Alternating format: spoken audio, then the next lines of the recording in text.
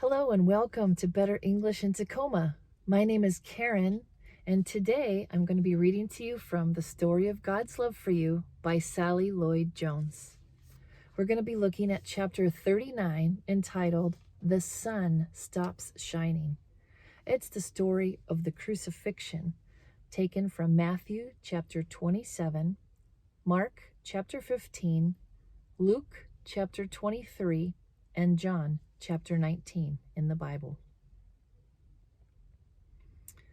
"So you're a king, are you?" the Roman soldiers jeered. "Then you'll need a crown and a robe." They gave Jesus a crown made out of thorns and put a purple robe on him and pretended to bow down to him. "Your Majesty," they said. Then they whipped him and spat on him. They didn't understand that this was the Prince of Life, the King of heaven and earth, who had come to rescue them.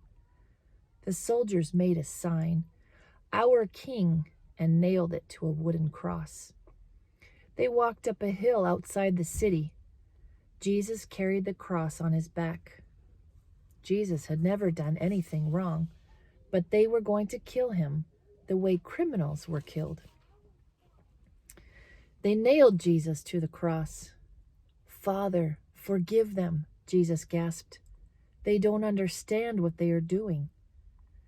"You say you've come to rescue us," people shouted, "but you can't even rescue yourself."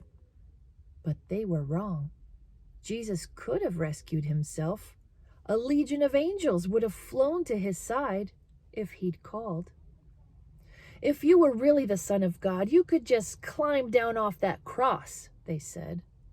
And of course, they were right. Jesus could have just climbed down. Actually, he could have just said a word and made it all stop. Like when he healed that little girl and stilled the storm and fed 5,000 people. But Jesus stayed. You see, they didn't understand. It wasn't the nails that kept Jesus there. It was love. "Papa," Jesus cried, frantically searching the sky. "Papa, where are you? Don't leave me." And for the first time, and the last, when he spoke, nothing happened. Just a horrible, endless silence. God didn't answer. He turned away from his boy. Tears rolled down Jesus' face, the face of the one who would wipe away every tear from every eye.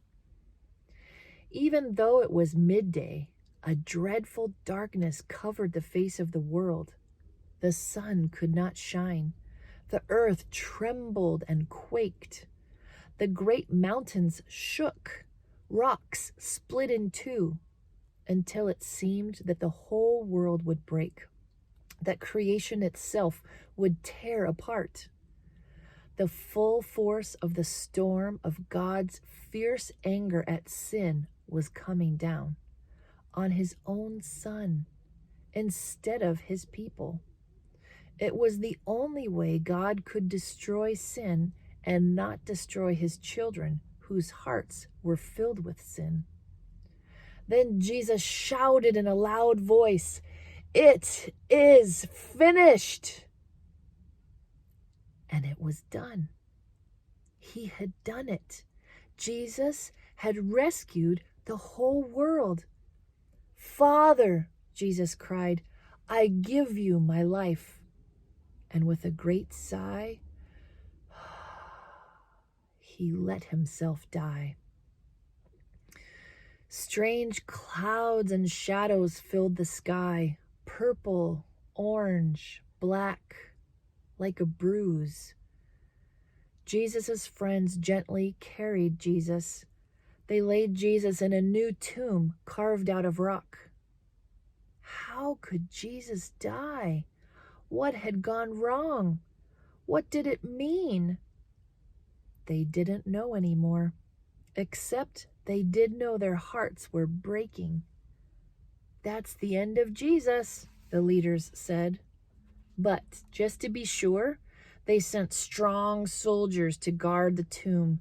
They hauled a huge stone in front of the door to the tomb so that no one could get in or out.